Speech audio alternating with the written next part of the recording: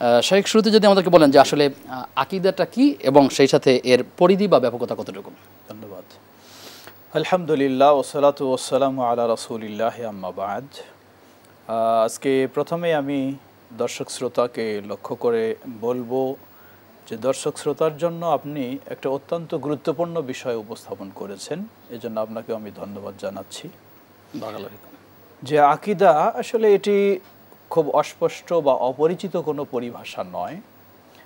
আমরা সাধারণত সমর্থক হিসাবে ব্যবহার করে থাকি ঈমান আকীদা, মানে ঈমানের সমর্থবোধকই হলো আকীদা মূলত মানুষের জীবনে। তবে এখানে একটু পার্থক্য রয়েছে। ঈমান হচ্ছে মৌখিক স্বীকৃতি, আন্তরিক বিশ্বাস এবং বাহ্যিকভাবে কর্মকাণ্ড সব কিছুর সমন্বয়কে ঈমান বলা হয়। আর আকীদা হলো যেটা হলো বিশ্বাসগত বিষয় বেশি, এই দিক থেকে একটু পার্থক্য রয়েছে। মূলত ঈমানের সাথেই পরিপূরক বা সমর্থবোধকই হচ্ছে আকীদার বিষয়, যা ইসলামের সবচেয়ে বেশি গুরুত্বপূর্ণ বিষয়।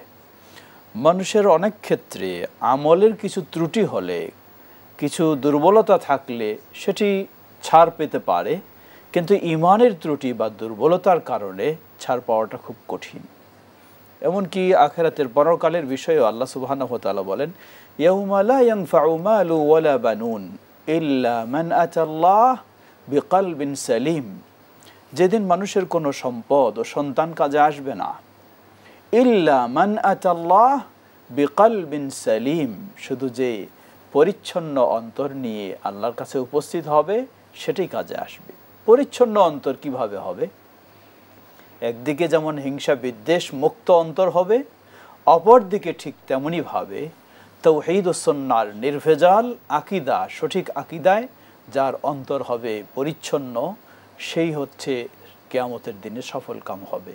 এসব বিষয়গুলি থেকে আমরা বুঝতে পারি মানুষের জীবনে সবচেয়ে গুরুত্বপূর্ণ বিষয় হচ্ছে এই আকীদার বিষয়। জি শেখ, আমাদেরকে আপনি বলবেন আসলে আকীদার মৌলিক কয়েকটি বিষয়বস্তু, যে আসলে কোন কোনগুলো আমার চিহ্নিত করতে পারলে ভালো হবে, যে আকীদার মূল বিষয়বস্তু কি কি আসলে। আকীদার মৌলিক বিষয় এক্ষেত্রে আমরা বলবো যে ঈমানের মৌলিক বিষয় যেগুলি, আকীদার মৌলিক বিষয় সেগুলি।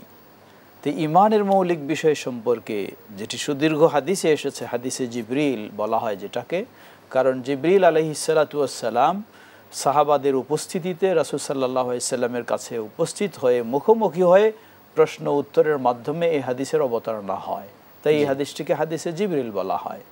সেখানে জিবরিল আলাইহিস সালাম প্রশ্ন করছেন রাসূলুল্লাহ সাল্লাল্লাহু আলাইহি সাল্লামকে, আখবিরনি আনিল ঈমান, ঈমান কি জিনিস আমাকে সংবাদ দিন। রাসূলুল্লাহ সাল্লাল্লাহু আলাইহি সাল্লাম বললেন, আন তুমিনা বিল্লাহ ওয়া মালাইকাতিহি ওয়া কুতুবিহি ওয়া রুসুলিহি ওয়াল ইয়াউমিল আখির ওয়া তুমিনা বিল কদরি খাইরিহি ওয়া শাররিহি। প্রচলিত সমাজে মৌলিক 7টি বিষয় বলা হয়, আসলে 7টি নয় 6টি বিষয়, কারণ আখিরাতের মাঝেই পুনরুত্থান সব কিছু রয়েছে। তো এই 6টি বিষয় হচ্ছে আকীদার মূল বিষয়। আর 6টির মাঝে প্রথম হলো আল ঈমানু বিল্লাহ, আল্লাহ সুবহানাহু ওয়া তাআলার প্রতি ঈমান, আল্লাহর প্রতি আকীদার বিষয়, এটি হলো 6টির আবার মূল।